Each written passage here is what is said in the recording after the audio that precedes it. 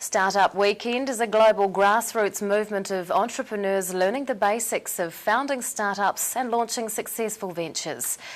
The non-profit organisation has its headquarters in Seattle, but can also be found in more than 200 cities around the world. Dunedin had its own Startup Weekend in the last few days, and Mark Neild is here to tell us how it went. Good evening, Mark. Hi. Now, you're the organiser. That's right. Tell us, how did it go? It was brilliant. We had so much enthusiasm and energy, and some absolutely brilliant businesses came out of the end of it. I think we were all very excited. Now, the event was held at the Otago Business School. How many people attended? So there were about 55 participants, i.e. people starting their business, and supporters, including mentors and caterers and judges and all the rest, brought it up to about 90. So how does it work? So the people that come along on Friday evening, they've got an idea, and we had about 25 ideas. They're allowed 1 minute to say what their idea is and what they need to get it off the ground, and they try and get people to support them. By the end of the evening, we'd whittle that down to 10 ideas that then took the weekend to be built. And what they do is they go out on the Saturday and they find customers for their business to prove that it's going to work, sign them up if they can, sell them some stuff, and then design the business around what the customers say they're really looking for. And then by Sunday, they've hopefully got a working business. They present that to the judges. They've got 5 minutes to say why it's wonderful, and the judges work out which one they like the look of the best.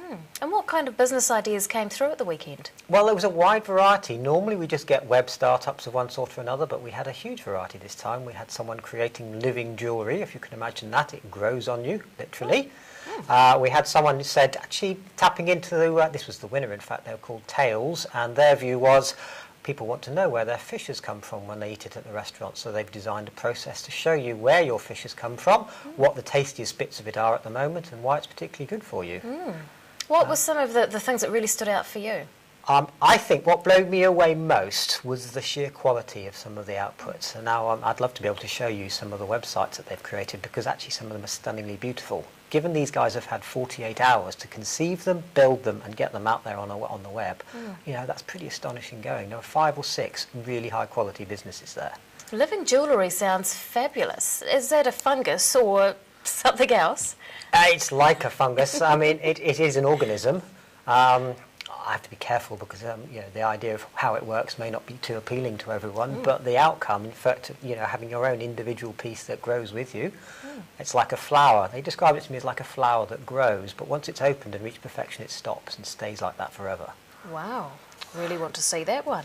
Now, what do you think the people that attended the event got out of it? Well, I think we teach them 2 things. One is actually to understand what their customers are looking for, and it's quite a process to make sure you really understand what your customers want. 2/3 of small businesses fail because they don't understand what their customers are looking for. So that was one. And the other one is actually focus, to really get their heads around how you can deliver something in that short amount of time. You can't afford to do stuff that's not important. So getting them to focus on what's really key is absolutely paramount. And they met a huge number of people. The resources there to support them were phenomenal. We had 10 mentors, most of whom had started at least 3 or 4 businesses in their time. They had massive connections. So anything that our participants wanted, we were just about able to find them. Were the mentors purely from Otago or Dunedin? No, we got them from all over New Zealand. They weren't all Kiwis. We had one who was he lives in New Zealand, but he's from the US.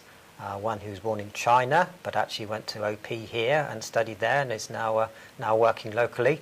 So, you know, a huge range, really, just to try and capture as many aspects of what we'd need to do to start a business. How did you get involved in Startup Weekend? Well, like so many good things, it was entirely by accident. I spoke to Steve Sylvie, who's the CEO of Upstart, the business incubator, and said, look, this is what I'd like to do. And by chance, one of his people was moving on, so I slotted in, organised it, and really enjoyed it. What do you expect will come out of the event? Well, we're still only a few days after, and there's still a huge wave of enthusiasm amongst all the participants. I'm hoping that at least half of those businesses continue, and I've said to them, look, I'll help you in any way I can to make them work, and I wish them all the best of luck. But if nothing else, we've brought together the Polytechnic and the university and some of the designers and builders in the town in a way that we've perhaps not been as good in Dunedin as we should have been before. Hopefully they've made some new acquaintances, they know the help that's out there for them, and they'll tap into that. So if we've created a couple of businesses, great, but even if people are more successful in the future, I think that's a really good outcome. Startup Weekend organiser Mark Neal, thanks very much for your time.